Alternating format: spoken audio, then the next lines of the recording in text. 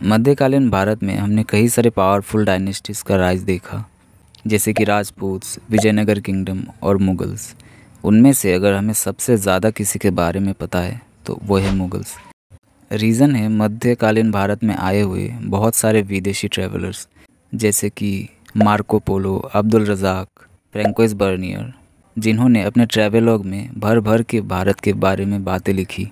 और उन्हीं में से एक थे निकोलो मनोशी, जो कि एक इटालियन ट्रैवलर थे। वो मुग़ल प्रिंस दारा सिखो के आर्टिलरी डिपार्टमेंट में काम करते थे। मनोशी का जन्म 1638 एडी को वेनिस में हुआ था। मात्र 17 साल की उम्र में उन्होंने अपना देश छोड़ भारत की ओर यात्रा की।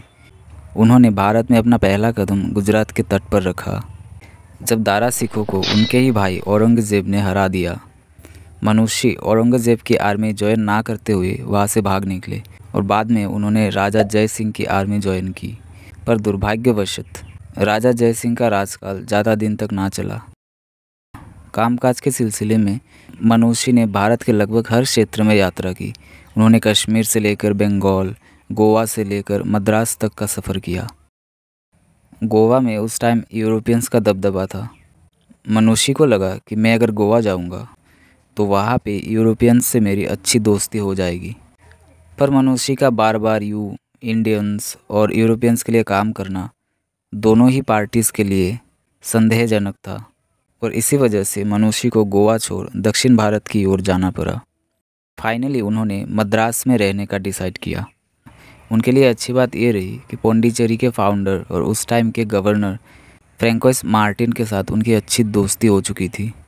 ईस्ट इंडिया कंपनी के साथ भी उनका जान पहचान बढ़ने लगा और वो नवाब ऑफ आर्कोट और ईस्ट इंडिया कंपनी के बीच में एज ए इंटरमीडियरी सर्व करने लगे। उनके जीवन की गाड़ी उस टाइम पे रफ्तार पकड़ चुकी थी। फाइनली उन्होंने भारत में ही शादी करने का डिसाइड किया। उसी दौरान उन्होंने अपने लिए 2 आलीशान घर भी बनवाए।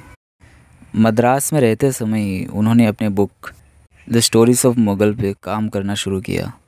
वो इस बुक का एक वॉल्यूम लिखते और उसे पब्लिश करने के लिए यूरोप भेज देते।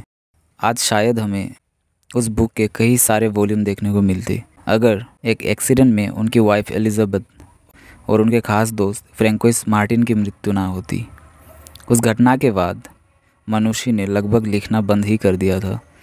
आखिरकार 1720 एडी में मद्रास में ही मनोशी की भी डेथ हो गई।